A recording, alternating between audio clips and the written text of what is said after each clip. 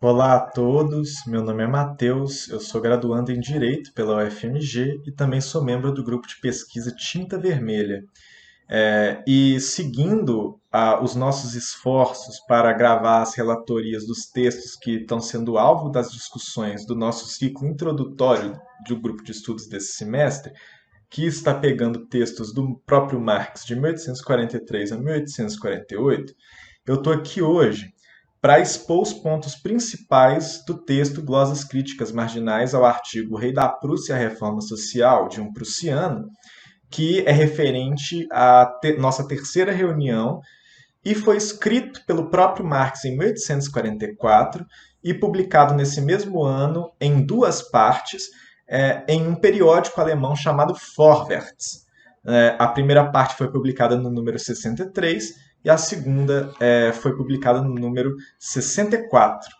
E apesar desse texto ser curtinho, ele é bastante denso, né, e ele solidifica a posição crítica que o Marx tem em relação ao Estado e à política enquanto tais. Como a gente já viu em Crítica da Filosofia do Direito de Hegel, Introdução, e como a gente vai ver sobre a questão judaica. Bom, mas antes da gente iniciar na conversa sobre o texto, eu tenho aqui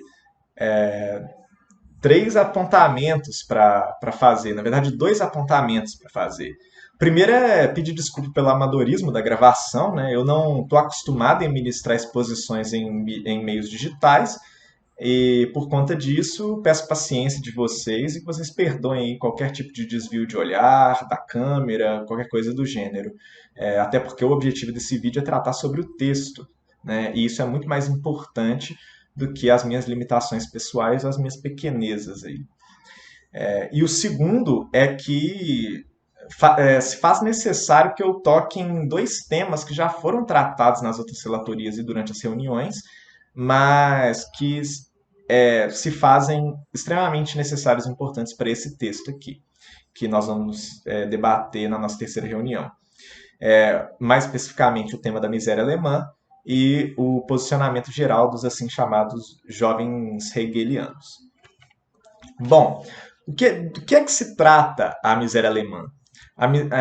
A miséria alemã diz respeito ao desenvolvimento tardio do capitalismo na Alemanha, onde, diferentemente da França e da Inglaterra, lugares em que houve revoluções burguesas, ou seja, que a burguesa, enquanto classe revolucionária, tomou o poder da nobreza e contrastou direito a privilégio feudal e estabeleceu um Estado político pleno. Na Alemanha a gente não vê isso. Na Alemanha o que acontece é uma autorreforma pelo alto. Ou seja, a burguesia ascendente ela faz um conchavo, ou seja, uma aliança com a aristocracia Junker, ou seja, com os grandes proprietários de terra vinculados, inclusive, à nobreza. Então, na Alemanha, no Estado prussiano, o que acontece é que a burguesia abre mão do poder político, né, em troca ali de desenvolvimento industrial, que já confere ao Estado prussiano um caráter muito mais reacionário, né, do que o Estado francês ou o Estado inglês, por exemplo. Né? E isso é bastante importante porque e se relaciona com o posicionamento geral dos assim chamados jovens hegelianos, porque esses jovens hegelianos eles acreditavam que que o Estado podia articular e dissolver as contradições inerentes à sociedade civil. Né? Ou seja, o Estado seria uma espécie de demiurgo do real, né? Um demiurgo da sociedade. E então eles enxergavam no Estado político pleno, no Estado político digno do seu conceito, digno de tal nome, ou seja, um Estado aos modos do Estado francês ou do Estado inglês, a saída para essa miséria alemã, né? Essa conciliação entre o velho e o novo, né? Ou seja, entre os aspectos que rondam a feudalidade e que se mesclam aos aspectos modernos, né, do capitalismo. Porém, como o Marx disse no texto que a gente já leu, Crítica da Filosofia do Direito de Hegel, Introdução, se negamos as perucas empoadas, nós continuamos com as perucas desempoadas. Ou seja, né, não basta que a gente critique o Estado prussiano, porque ele não é o Estado político pleno, e sim trata-se de entender quais são as relações sociais que geram o Estado e os limites intrínsecos a qualquer forma de Estado, né, que é algo que está presente ali, tanto no texto que a gente leu, Crítica da Filosofia do Direito de Hegel, Introdução, quanto está presente também no texto sobre a questão judaica, referente à segunda reunião. Bom, feitas essas aduções, eu tenho que tenho que dizer aqui, né, que esse texto, Glosas Críticas Marginais, ele é uma resposta a um outro texto, como o próprio nome diz, que é o texto chamado Rei da Prússia e a Reforma Social de um Prussiano, que também foi publicado no periódico alemão Vorwärts, no número 60, e ele foi escrito, apesar de estar com a autoria anônima, o prussiano, ele foi escrito por um neo-hegeliano chamado Arnold Ruge. E o Arnold Ruge, ele foi bastante importante, ele teve uma ligação com Marx bastante importante, porque ele editou os Anais Franco-Alemães junto com Marx, né, a primeira e única edição onde foi publicada a Crítica da Filosofia do Direito de Hegel, Introdução, sobre a questão judaica, inclusive. E o tema do texto do Ruge é a revolta dos tecelões da Silésia, que foi uma revolta de trabalhadores onde se destruíram máquinas, onde se destruíram títulos de propriedade, onde se voltou contra não só o industrial, mas também contra o banqueiro. Uma inovação, inclusive, em relação às revoltas dos trabalhadores até o momento na França e na Inglaterra. Porém, o Ruge ele vai ter uma visão bastante negativa dessa revolta e ele vai denunciar o atraso alemão nessa mesma toada, né, dos jovens hegelianos, ou seja, que um Estado digno de tal nome é capaz ali de solver as contradições sociais. E para isso ele vai defender o que ele chama de revolução social com alma política, né? Porque para ele o aspecto político trata do universal, né? Ele resolve as questões, ele tem o poder de resolver as mazelas sociais, né? E isso para o Marx é um absurdo, né? Isso para o Marx não faz sentido nenhum. Justamente porque o Marx ele já identifica que o Estado não se sustenta a si mesmo. O Estado ele é gerado por relações sociais específicas, por contradições dessas relações sociais específicas, como a gente vê sobre a questão judaica, no apartamento entre vida pública e vida privada, na qual a vida pública assume o caráter do autoestranhamento do gênero humano, Estado, e a vida privada se coloca como a própria vida prática dos indivíduos. Então, o Estado ele pressupõe essa separação entre a vida privada e a vida pública, né? Ou seja, entre a questão ali do bourgeois, né, do burguês ali sobre a questão judaica e do cidadão, citoyen, em relação ao aspecto político, no aspecto do Estado ali. Então, há uma confusão. Do ponto de vista político, para o Marx, né, ele sempre está relacionado em confundir o Estado, que é uma forma específica, que surge de uma forma específica de socialidade, com a própria comunidade real dos seres humanos, né? E o Ruge ele vai identificar que, pelo caráter apolítico da Alemanha, é que o rei da Prússia vai tentar resolver o pauperismo que leva a essas revoltas de trabalhadores, como aconteceu na Silésia e na Boêmia, né, dos tecelões, através de medidas administrativas e benevolentes caritativas. E o Marx ele vai se contrapor a essa visão. Ele vai dizer que isso não é próprio de um Estado religioso, de um Estado que não é político como tal. Que isso, na verdade, é uma limitação de qualquer forma de Estado. Ele vai dizer que ele vai defender, então, a tese de que justamente a limitação do Estado, é justamente porque o Estado se surge dessas contradições da separação entre vida pública e vida privada, né, que se torna impossível para o Estado se remeter para além dele. Ou seja, o Estado ele não consegue ver nos seus próprios fundamentos, que são a crítica, que são as contradições inerentes à sociedade civil burguesa, a própria fonte dos problemas sociais.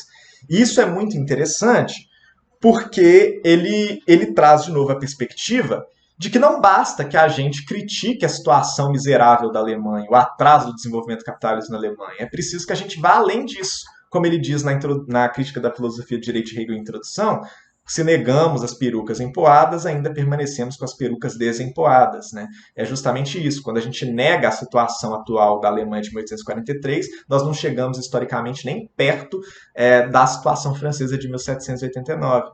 Então, a crítica precisa ser além disso, precisa ser uma crítica aos fundamentos do próprio Estado, que jaz na sociedade civil burguesa. Né? Bom, isso é bastante interessante no sentido que é impossível para o Estado, é impossível para alguém que está ali com um pensamento político colocado, estrito sensu ali, né, achar as verdadeiras mazelas da sociedade. Isso é impossível. Isso é uma limitação que está colocada no próprio seio do Estado, em qualquer forma de Estado que seja. E os limites da emancipação política e da revolução política vão ser justamente os limites que derrubam a ordem existente, o poder existente, para tentar constituir uma nova forma de Estado, ao invés de criticar o Estado como tal, as limitações do próprio Estado. E para contrapor esse argumento do Hug, de que é a politicidade da Alemanha que impede que o rei da Prússia enxergue as mazelas sociais e as trate a partir de medidas administrativas e de medidas caritativas, o Marx vai fazer um tratamento da situação inglesa e da situação francesa. E vai mostrar para nós como que na situação inglesa, como a Inglaterra tentou resolver o pauperismo através de medidas administrativas e de medidas caritativas, benevolentes, mesmo sendo Estado político pleno.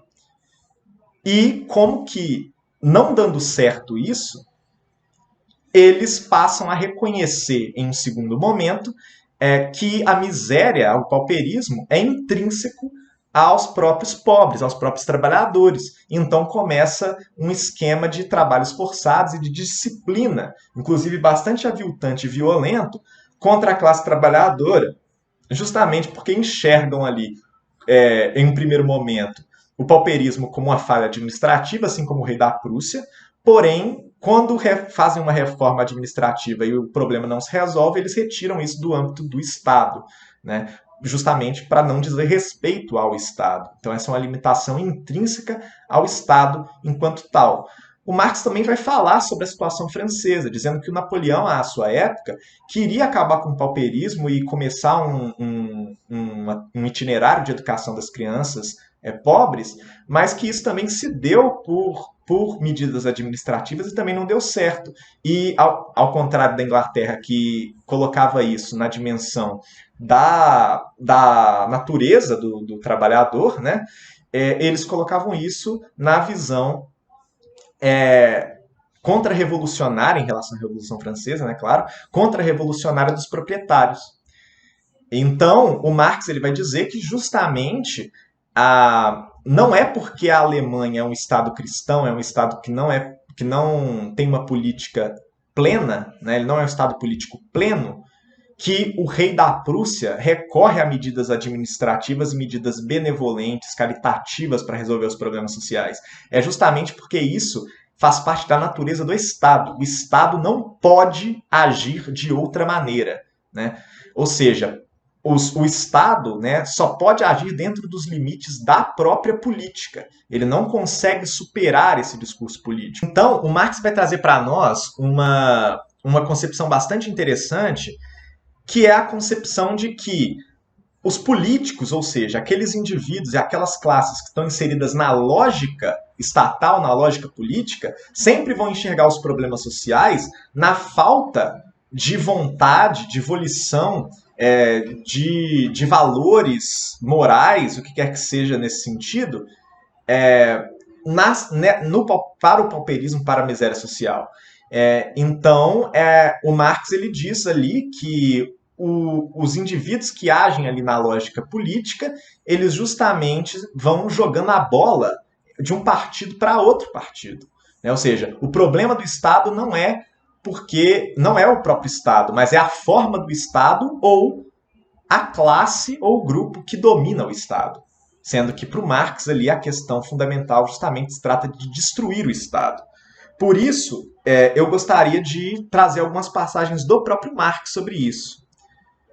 Primeiro, o Marx diz o seguinte: o Estado jamais verá no Estado e na organização da sociedade a razão das mazelas sociais, como exige o prussiano do seu rei, no caso o prussiano, o Arnold Hugh. Onde quer que haja partidos políticos, cada um deles verá a razão de todo e qualquer mal no fato de seu adversário estar segurando o timão do Estado. Nem mesmo os políticos radicais e revolucionários procuram a razão do mal na essência do Estado, mas em uma determinada forma de Estado, que querem substituir por outra forma de Estado. Né? Isso é muito interessante e resume bastante essa questão da inviabilidade não da inviabilidade, né? Eu acho que é um termo ruim, mas da limitação própria da emancipação política e da própria revolução política. Então esse é um ponto essencial. E ainda nessa toada, o Marx ele fala algo também bastante interessante. Ele diz: o princípio da política é a vontade. Quanto mais unilateral, ou seja, quanto mais bem acabado for o entendimento político, tanto mais ele acredita na onipotência da vontade, tanto mais cego ele é para as limitações naturais e intelectuais da vontade, tornando-se, portanto, tanto menos capaz de desvendar a fonte das mazelas sociais. Então, justamente por conta de o Estado, né, não conseguir enxergar na sua própria essência, ou seja, nas contradições inerentes à sociedade que permitem o surgimento do Estado, independentemente da forma de Estado que seja, o Estado sempre vai ver a razão das misérias, da miséria, do pauperismo, em uma falha administrativa, uma medida benevolente, e no limite se coloca aquém dessas medidas, inclusive. Né? Justamente porque, no ponto de vista político, o Estado, que é a comunidade ilusória, para poder usar os termos sobre a questão judaica, ele se confunde com a comunidade real. E o Estado só pode existir tendo como pressuposto a separação entre vida privada e vida pública, entre o cidadão, citoyen, e o burguês, bourgeois, como o Lucas muito bem colocou na relatoria sobre a questão judaica. Então esse é um ponto bastante importante para o Marx, né? Ou seja, não tem nada a ver com a politicidade da Alemanha, como quer o Hugh. Na verdade, isso é uma limitação de qualquer forma de Estado, do Estado enquanto tal. Um outro aspecto bastante importante que o Hugh levanta, que o Marx critica contundentemente, é a visão que o neo-hegeliano vai ter acerca da revolta dos camponeses da Silésia, que vai ser uma visão extremamente negativa, porque, segundo ele, né, como a Alemanha é apolítica, não existe ali uma alma política que impregnaria aquela revolta e, portanto, aquela revolta não passaria do plano parcial, né, do plano particular, nunca alcançaria o estado universal das coisas. Né? Ou seja, ela não conseguiria, inclusive, ali, trazer a politicidade completa, plena, para a Alemanha. Só que para o Marx, como eu já expliquei, não cabe essa noção de que é preciso trazer a politicidade para a Alemanha. Né? Porque até mesmo em estados onde a política está completa, no caso sobre a questão judaica, ele dá o exemplo dos Estados Unidos. Na questão desse texto aqui, Glosas Críticas Marginais, ele diz respeito à Inglaterra e à França. Existem questões problemáticas que estão colocadas na própria gênese do Estado e das próprias determinações fundamentais que o Estado exerce sobre a sociedade civil. Né? Então, antes do Estado ser um resolutor de conflitos sociais, né, ele é, na verdade, produto desses conflitos sociais e os perpetua. Né? Justamente porque ele não consegue remeter-se para a sua essência, né, e criticar a sua própria essência. Isso seria, nas palavras do Marx, suicídio. Né? E suicídio é ilegal, né, nas palavras do próprio Marx aqui, colocado no texto. E aí, essa ideia de revolução social com alma política que o Hugel ele traz, vai ser bastante problemática, segundo Marx, porque o Marx diz ali que uma revolução social, desculpe, que tem uma alma política, nada mais é do que uma revolução política. Está vinculada aos limites da emancipação política. Né? Ou seja, está limitada a todas aquelas questões que eu falei, a enxergar na falha da administração os problemas sociais, na falta de caridade, na falta de benevolência e na falta da vontade, principalmente dos adversários políticos que estão no controle do Estado naquele momento. E uma revolução política, ela rompe com o atual poder para constituir uma outra forma de Estado, e não acabar com o Estado, suprimir o Estado. E para o Marx se trata disso, suprimir o Estado, que é uma autoalienação do gênero humano. É uma força extra-societária que suga as energias sociais ali, para usar algumas dicções do professor José Chazin, né? Bom, então Marx diz o seguinte: uma revolução social com alma política pode ser um contrassenso complexo caso o prussiano, ou seja, o Hugel, entenda por revolução social uma revolução social em contraposição à revolução política, emprestando, não obstante, à revolução social uma alma política em vez de uma alma social. Ou uma revolução social com alma política nada mais é que uma paráfrase daquilo que de resto foi denominado de revolução política ou revolução pura e simples. Toda e qualquer revolução dissolve a antiga sociedade. Nesse sentido, ela é social. Toda e qualquer revolução derruba o antigo poder. Nesse sentido, ela é política. Ou seja, para o Marx, toda revolução ela derruba o antigo poder, então ela realiza um ato político, mas toda e qualquer revolução também dissolve a antiga sociedade, e por isso ela se coloca no plano social. Porém, o que o Marx defende aqui é a emancipação humana, para usar os termos que estão colocados sobre a questão judaica, e ele defende uma revolução social. E o Marx continua: uma revolução política com alma social faz sentido. A revolução como tal, a derrubada do poder constituído e a dissolução das relações antigas é um ato político. No entanto, sem revolução, o socialismo não poderá se concretizar. Ele necessita desse ato político, já que necessita recorrer à destruição e à dissolução. Porém, quando tem início a sua atividade organizadora, quando se manifesta o seu próprio fim, quando se manifesta a sua alma, o socialismo se desfaz do seu invólucro político. Isso é muito interessante, porque o Marx está dizendo aqui que mesmo a revolução social, que visa a emancipação humana, tem de realizar um ato político, ou seja, tem de tomar o poder do Estado para dissolvê-lo, e não para governar no lugar, né, como classe dominante. E isso significa que o ato político de uma revolução social consegue se remeter para além das próprias limitações políticas. É o que o Chazin, José Chazin, professor José Chazin, foi aqui professor da UFMG, na filosofia, chamava de metapolítica. Ou seja, esse ato político da revolução social se resume à dissolução e à destruição do aparato estatal e da própria forma política.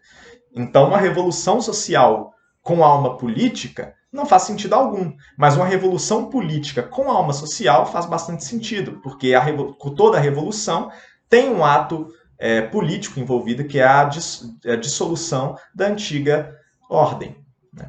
Então, eu acredito que sejam esses os pontos mais centrais e mais importantes do texto. Tentar não me alongar muito para não antecipar os debates, e também não trazer tantas passagens para, enfim, para que as coisas elas surjam nas próprias reuniões e que esse vídeo sirva como um guia, né, e não como um debate antecipado, né? Porque a ideia do nosso grupo é justamente que nós formemos o nosso conhecimento em conjunto, né? E esclareçamos as questões em conjunto, né? E nunca de forma individual, verticalizada. Então é isso, pessoal. Espero que essa relatoria ajude vocês a entenderem o texto um pouco mais, a se atentarem a algumas questões importantes e espero que vocês estejam presentes nas próximas reuniões. Vai ser um prazer continuar desenvolvendo esse trabalho com todo mundo. Então é isso. Até a próxima.